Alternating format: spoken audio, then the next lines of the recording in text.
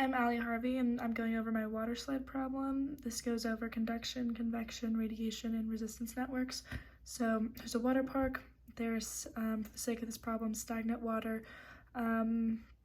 Assuming the water is supplied at a certain temperature, you're given the parameters for a PVC pipe that a normal water slide is made of, and you are asked to find the rate of heat transfer from the water slide to the surrounding air over the length of 5 meters of the slide.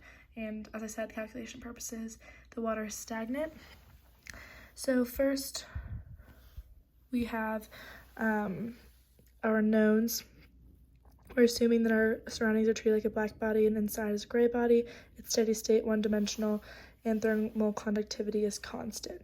So first we're going to find our heat transfer coefficient for radiation given the equation and our knowns, and we can find our heat transfer based on radiation.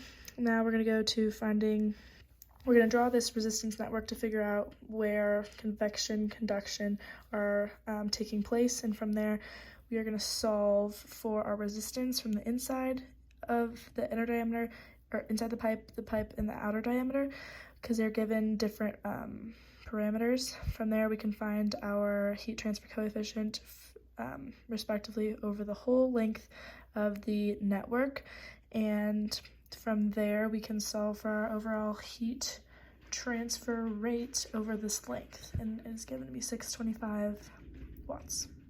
For our second problem, we're going over deriving and solving boundary conditions, lumped analysis, and Cartesian coordinates. So this problem is about a convexing vial problem. We're going to have two different shapes, and we want to find out what the temperature, or how long it takes, given the same material, different shapes, to reach room temperature to be administered to a person. And then also find the temperature at the center of the cuvette-shaped vial, given the cuvette-shaped vial is placed in a fridge at constant heat rate, only undergoing conduction. So first, for part A, we're given these properties. We know it's glass. We can look that up. We can find our characteristic length of the sphere and then find our Biot number. From there, we can conclude that lumped analysis can be used. From this conclusion, we can use this equation to solve for time. All of these variables are known: density, heat capacity, characteristic length, initial temp, surface temp, and ambient air temperatures. So we find that it's 21 minutes. Then for rectangular shaped, same method but different characteristic length and area. We can solve same equation as above, but there's different characteristic length. So we can solve for this equation and we get about 14 minutes, which is faster, but realistically lumped analysis cannot be used for this rectangular shape, so it must be taken with a grain of salt. And then for our second part, we're trying to find our deriving and solving our boundary conditions. So we're given constant heat flux and there's no heat generation. So knowing that this is symmetrical, so at x equals 0, we know that q dot equals this equation right here, can't speak, and then we can solve for our constant. And then another boundary condition is that t was x, which is the surface, the outer surface, which we also know given in the problem, so we can solve for that TO of the surface. And then from here, if we wanted to derive in Cartesian coordinates, we start with this huge equation. We know there's no energy generation, and we can divide by the change in x, y, and z as a limit of the change in time goes to 0. So from Fourier's law, we can simplify, given our boundary condition of specified flux and our specified temperature given the problem, we can solve for our x at the center of the cuvette to be 24.8 degrees Celsius. For our third membrane problem, we are going over steady state and transient mass transfer and mass transfer designing unit operations. So, we have plastic thin membrane using experiment, separate hydrogen from air. Given these values under steady state conditions, find determine the mass flow rate under different thicknesses. And then for part C is for transient mass transfer in a 1 millimeter thick membrane. How long will it take for the center of the membrane to have 5% of the hydrogen concentration in relation to the surface? So from here, So for our first A and B, we're assuming that steady state, 1D, mass transfer, hydrogen, air are ideal gases, total molar concentration is constant. We have these set of knowns. We can find our flux from these values. We know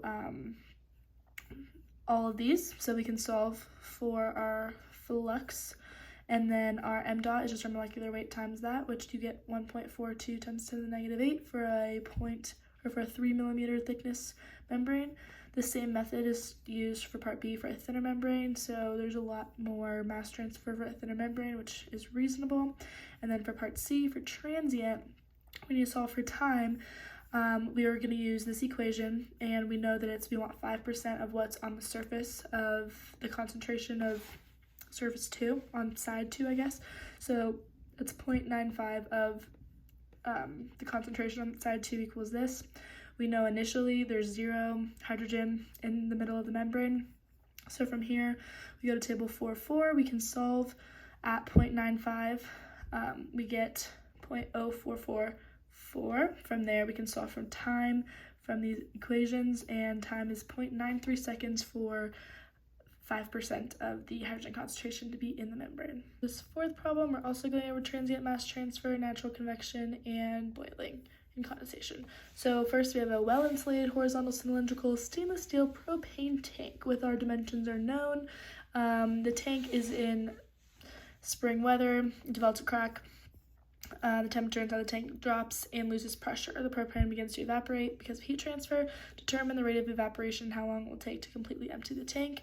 And then for part B, considering the tank is filled with water and there's a large heating element under the tank, also still horizontal, same material, find the rate of evaporation. The bottom of the tank is maintained at 110 degrees Celsius, and the tank is stainless steel ground and polished tank. So we're assuming for part A that there's materials insulating outer surface, so radiation is negligible. The vapor leaves the tank at negative 42 degrees C, and the tank is the same temperature as inside of the tank at all times, and is transient. So we're given these properties. You find our T film, our beta, and then from table A15 at our specified Tsat and pressure, or temperature and pressure, we can find out these numbers. We can solve for our Rayleigh number. From our Rayleigh number, we can find our Nusselt number. Given this Rayleigh number, and then from here we can solve for our heat transfer coefficient. Then our surface area of the tank is known, and then heat transferred into the tank can be solved by this equation here. For our rate of evaporation, we know this equation. We can look up our heat of formation of enthalpy, and then our mass over propane also can be solved. So time is mass over mass flow rate, all of which is solvable for 42.36 hours to empty. And then for part B, if it's a water tank, still horizontal, air is ideal gas. We're assuming mass of air dissolved in liquid is negligible. Bottom of the tank temperature is uniform and heat transfer is one-dimensional. And it's known the bottom of the tank is maintained 110 degrees C. So we can look up all these values. Because it is we are solving for our heat flux and nucleate boiling, we can use this equation to find our heat of nucleate, which equals this, and then we know our surface area for heat transfer, so that's a quick equation, and then our m dot of evaporation ends up being about 2.49 kilograms per second when it is that change in temperature. For problem 5, we're going over one-dimensional, multi-dimensional, cylindrical, and spherical heat transfer coordinates. So we're asked to consider the shaped element and derive the heat connection equation under this following set of parameters. So first we have a stress ball. We want to know how much heat is transferred by conduction while holding it in your hand. So derive one-dimensional steady state sphere given the thermal conductivity and these set of parameters. And then secondly, you have a cooking class and you're boiling pork sausage, and you want to calculate the temperature of the center of the pork sausage after 10 minutes. Overall heat transfer is given along with another set of parameters. Determine the center temperature after 10 minutes by treating it as a short cylinder and then also treating it as an infinitely long cylinder and comparing the two. So for part A, we're assuming thermal conductivity is constant, it's 1D steady state, heat generation is uniform and it's spherical. So we also are given that the heat generation is 5 watts and our radius. So from here we know that this is our cylindrical heat conduction equation simplified. And so there's a couple things we can cross out from. First of all, this right here is known because it is symmetrical. So the change in temperature at 0, if it's symmetrical in relation to radius, is 0. So we can simplify, we separate and integrate. So for at the center, C1 equals 0 based on this symmetrical symmetry assumption.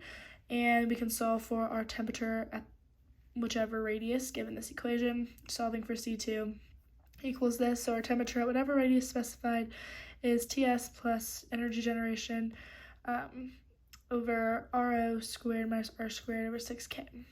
And so at the center, it's 0. We know these parameters, we can solve for it. For B, for short cylinder, we're assuming heat conduction's 2D. It's transient, varying in the x and radial directions. Thermal properties are constant. Geometry can be described as intersection between a plane and a long cylinder.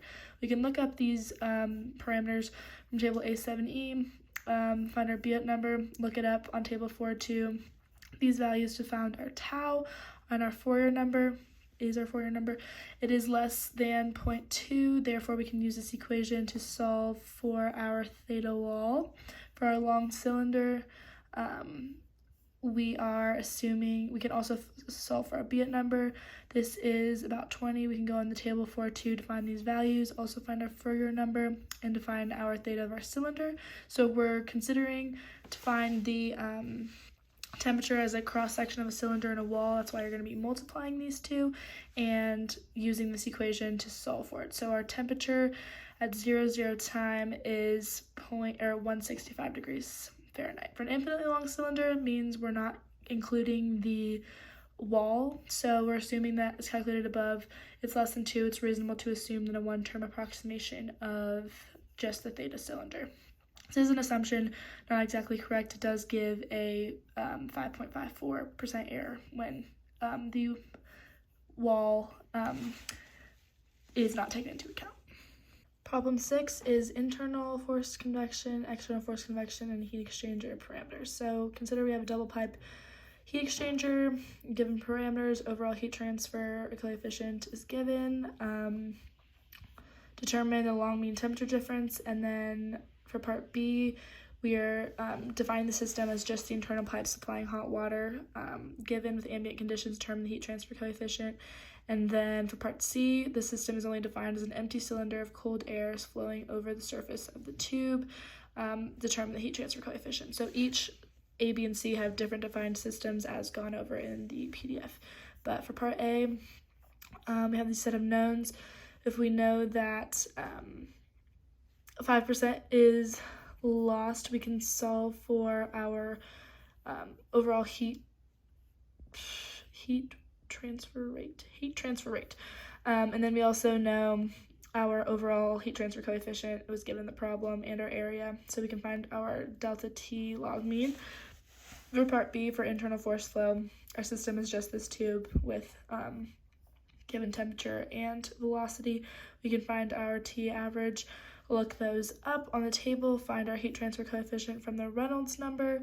We know our entry length. We can find our friction factor to our Nusselt number because it is fully developed flow as found from the Reynolds number.